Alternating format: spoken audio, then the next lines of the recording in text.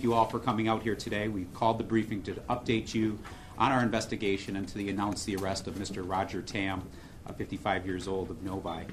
Mr. Tam was taken into custody yesterday afternoon without incident after a criminal complaint was filed in federal district court charging him with conspiring to conceal and harbor aliens who came to the United States in violation of the law. Also charged in that complaint was Mr. Tam's wife, Ada Lay, also of Novi.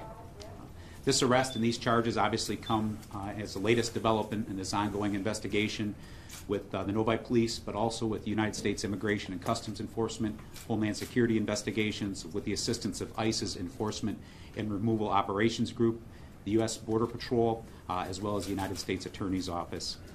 This investigation was launched following the fatal fire on Mystic Forest Drive on January 31st, where 5 Mexican nationals perished. At this time, I'd like to introduce our United States Attorney for the Eastern District of Michigan, Ms. Barbara McQuaid. Thank you, Dave. Well, good morning. First, I just want to acknowledge the tragic loss of life.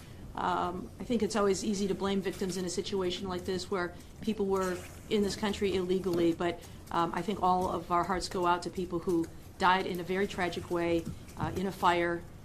Nobody wants that fate for themselves or their children, and so our heart goes out to all of them. So as Chief Malloy said yesterday, a complaint was filed charging Roger Tam and his wife, Ada Lay, with harboring undocumented immigrants for commercial gain. As alleged in the complaint, Mr. Tam was employing these individuals at his restaurant, Kim's Garden, in Novi. And so he has been arrested. Ms. Lay, as you know, has been hospitalized. So we've been in contact with her attorney to discuss a self-surrender at the appropriate time. I want to thank the investigators in this case for moving so quickly to put together this investigation. The Novi Police Department, HSI and ERO, Border Patrol, and the Oakland County Sheriff's Department, who have worked very hard to gather the evidence that we needed in the last several days to be able to file these charges. We appreciate their work very much. As Chief Malloy said, this is a case that carries with it a 10-year statutory maximum. There is, however, a sentencing enhancement where the conduct results in death, and we're still investigating that aspect of the case. But certainly there's indicators here that that is a sentencing enhancement that we may seek at the appropriate time. You know, a case like this is a tragic reminder that when employers violate the law, they've really put themselves in a very risky situation. They've risked themselves and others because they become afraid to seek the help of public safety professionals.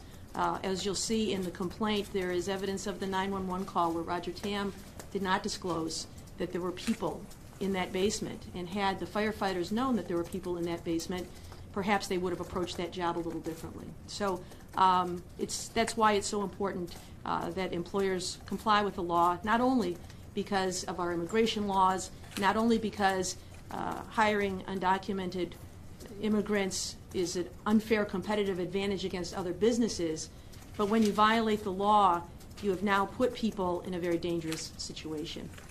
So with that, I know that Special Agent in Charge Miller and Chief Malloy and I would be happy to take your questions. Bar, was this a pattern of behavior? Do we know, had he been harboring people in his basement, and was this just the latest group? Do we know how long this has been going on? As stated in the complaint, we do have evidence there was at least one other man, a brother of one of the victims, who had worked and was an undocumented immigrant working in the restaurant last year.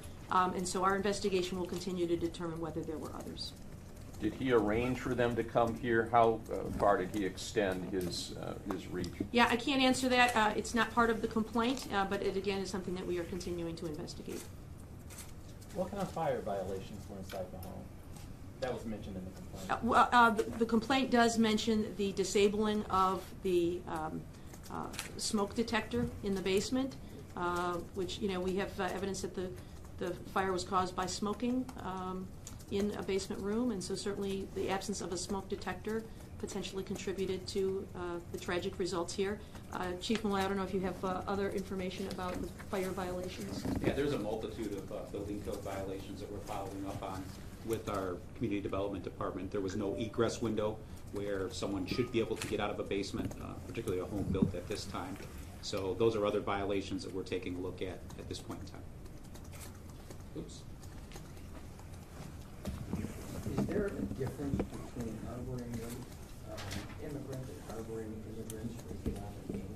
There is. There's an enhanced penalty if it's for economic gain. So, for example, you could imagine a situation where someone, just out of sympathy for someone, harbors someone in their home just to assist them. That is one crime. But for commercial gain, where you're employing them and making money off of it, the penalty is enhanced up to 10 years. I think it goes from a 5-year penalty to a 10-year penalty. And then additionally, there's a chance for an enhancement because it resulted in death? Correct. Yep. Some of the cases, the classic cases of that, are people who perhaps are transporting people across the border in a large truck or in a car, and then leaving them there in the hot sun. Those cases where death results, the causation and the cause by the individual is very clear. In this case, we're continuing to investigate to see if we satisfy the legal standard. So it's up to 10, or they're up to 10. Is there a number that would be added in case of death? In case of death, it is up to life in prison. Were these guys being paid, the workers, under the table? I assume they probably were. According to the complaint, they were not listed on the books as employees, and so the brother indicated that they were receiving payments, and so I think you can draw your own conclusion from the fact that their names did not appear on the books of employees.